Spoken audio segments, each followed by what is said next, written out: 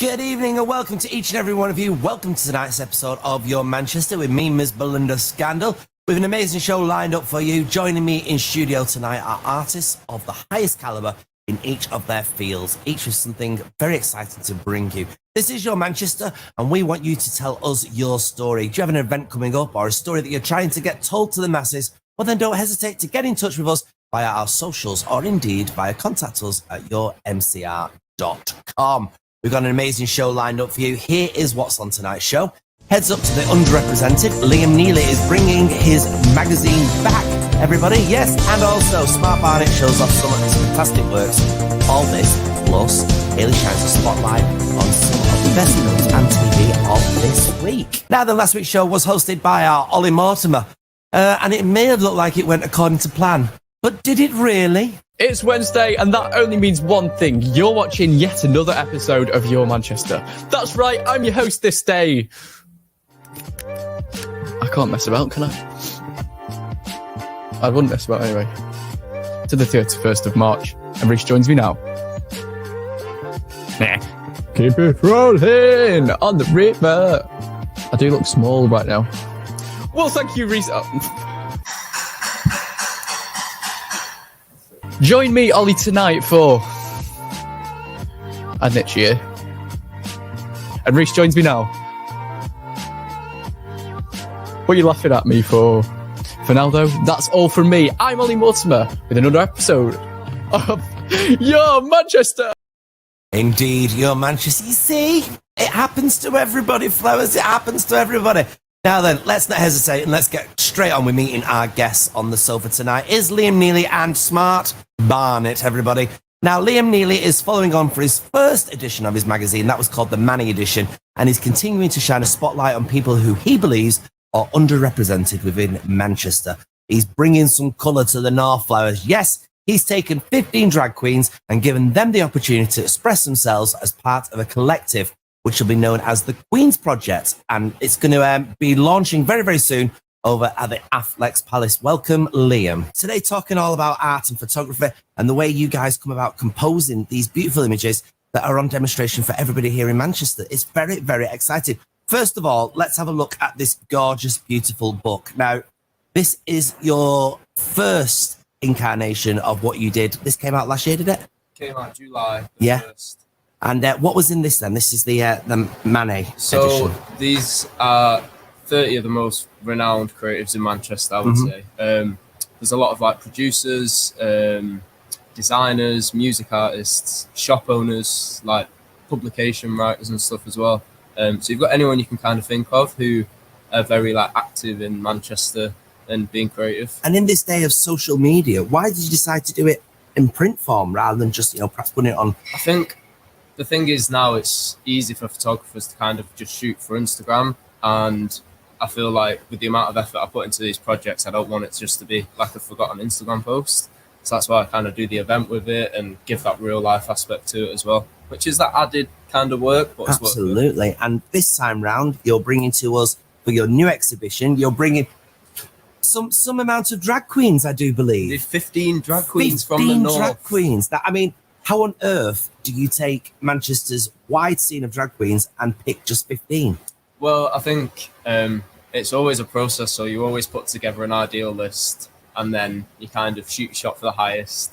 And then some of them don't reply. Some people say, some people just don't want to do it in general, whether that's kind of like confidence, which you can understand, but that's the main thing about this project, kind of bringing people's confidence out. But you kind of work your way through a list, then you have to eliminate people and message more people, and because you do say in your press release that this is about the unrepresented. What do you mean by that? I think in Manchester, it's very easy to.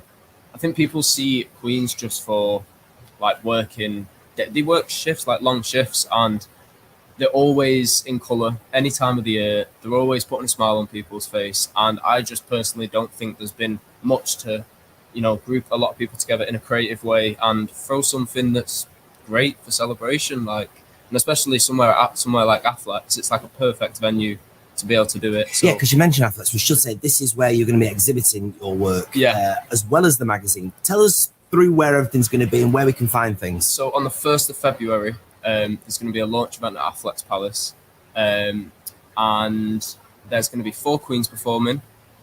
There's going to be all 45 images from the magazine, and then on Friday the 3rd of Feb, there's going to be an heads event at Feel Good Club, where we're going to collaborate with Overdrawn, where people can basically get creative on the tables. We're going to have little easels and paint.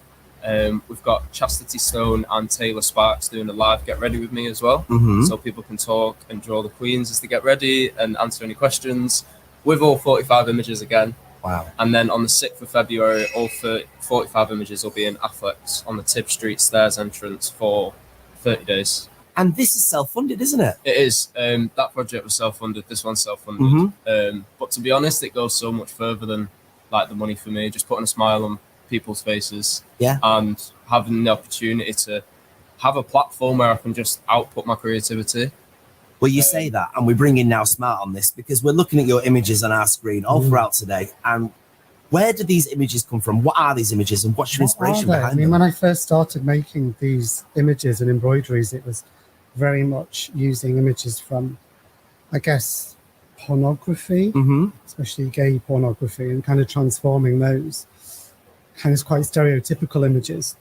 But as my practice is developing, I'm kind of getting into my own fantasies and trauma.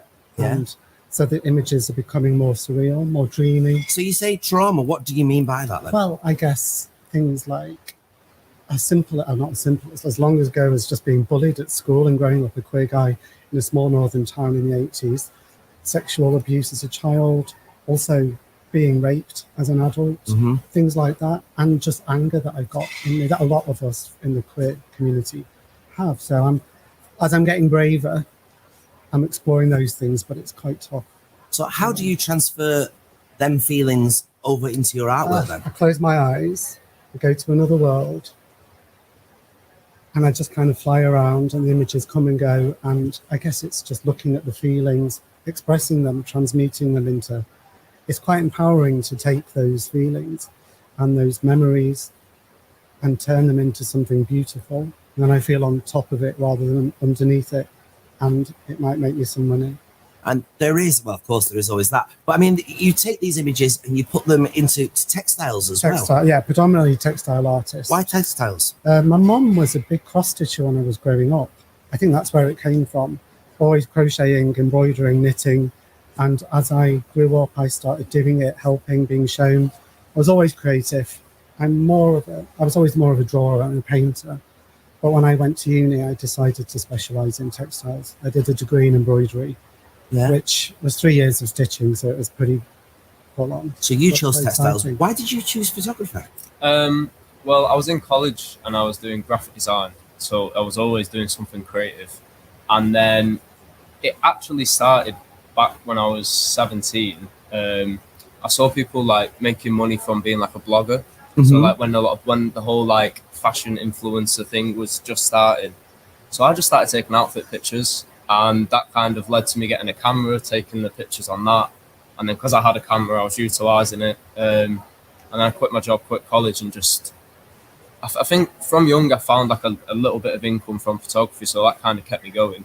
And then it allowed me just to like really focus on one skill. And I was meeting so many people whilst doing photography. I think that's one of the best bits about the job. I mean, you both have mentioned there that there is some money in what you do. Is this kind of one of the major inspirations behind it, or is it actually the passion? It's the passion for me, definitely, and the connecting with people. You know, if I make artwork, it can be quite isolating. It's the same with you with editing. I can just be in my studio on my own for weeks.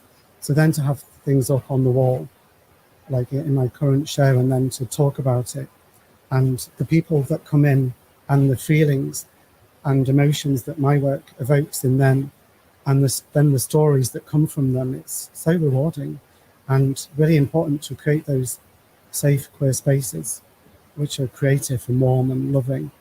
That's what I found are really rewarding, and it's one of the things that is starting to drive me more and more. Money, I don't make art to make money. I make it because I need to make it, which is just the same as needing to breathe or eat. But if I do make money, that would be great. Yeah. Because I don't have to work in a restaurant. Is that the same for you? Absolutely. I think I never see money as like a barrier for me not to do things. But at the same time, I don't like live for money. Like I get such a thrill off the hard work aspect of things. Like now you can make a lot of money online by just doing this or that, but this is like 60 days worth of work for like one magazine, like 2 events. But I love the 60 days. So I love I wouldn't want to do anything else with my time other than work hard on something that's going to be amazing. Well, that's fantastic. We'll come back to you in just a few minutes, gents. But in the meantime, let's see what Hayley's got to talk about this week. Hi, I'm Hayley and welcome to Your TV and Your Film. I'm really excited that Scream 6 is hitting our cinemas in March. Courtney Cox is returning to her role, and judging by this trailer, this ghost face seems even more sadistic than its predecessors. The computer-generated and live-action remake of the family musical The Little Mermaid will open in May, and this stars Halle Bailey and also one of my favourite actors, Melissa McCarthy, as Ursula, the Sea Witch. On Netflix, True Spirit will drop in just a couple of weeks. Jessica sets out to be the youngest person to sail solo, unassisted and non-stop around the world. A lot of people don't think she can do it, but she's absolutely determined. Also, news this week, ITV are launching a new dating show. This is for older adults, older single parents, and it's going to be called The Romance Retreat. The idea came from pitch from Davina McCall. I don't know yet whether she'll be involved, but it's very unusual because in this case, applications are open, by the way, till the end of March, but actual grown-up children will be putting forward their parents and nominating them to go on the show. It sounds brilliant. I mean, what do you think about love as you get older? Has it changed from when you're a teenager? What are your expectations? Drop us a message, a tweet, anything like that on all of our socials, and please use the hashtag dating. I'm really interested to know your thoughts. That's it from me. I shall catch you next time, and remember, stronger together. So, where can we find your artwork then? It's currently on show in Castlefield in the Boxworks building. You can follow Friends of Dorothy on Instagram to get details for that, or me, Smart Barnett. And it's on, the last weekend is coming up, Saturday and Sunday, 2 till 7. Yeah? Yeah, I'll have more shows coming up. I'll let you know. And where can we find your works once again? So my work is on Instagram, so it's LIXMHEELEY or heads_mag on Instagram, and you'll see all the details for the drop and all the event videos. Well, it sounds like this is where we are at the moment with your exhibition going on, with yours about to start. But what's the ultimate goal as creatives for you two? Gosh, just to make the perfect masterpiece, I reckon. I'm always chasing this dream that I've made something amazing and I'm really, really happy with. And I'm going to keep doing it, but also just to continue connecting with people and creating great creative spaces for queers. Definitely. Really important. Are these artworks for sale, or are they just for exhibition? All for sale. All for sale. Yeah.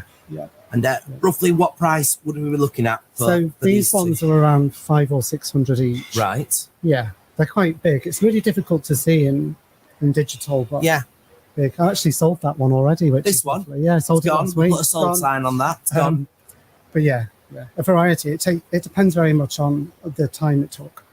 And of course, your photographs are going to be in exhibition. And then are they for sale? Can people buy prints? You can't buy the prints, no. Right. Might be able to in the future, but I like to kind of keep that exclusive So most of this will come from the brand new magazine. This isn't the brand new magazine, I should say. This is your original one. Yeah, this is the original. The new magazine will be coming out. Yeah. For purchase? For purchase. You can buy it right now on headsmag.com, and it will be posted on the 1st. So, and it will be available at Feel Good Club and Affleck's. So, at certain age groups, are you suggesting that, because you've got quite a few young queens within your new book, is it more aimed at the younger people then?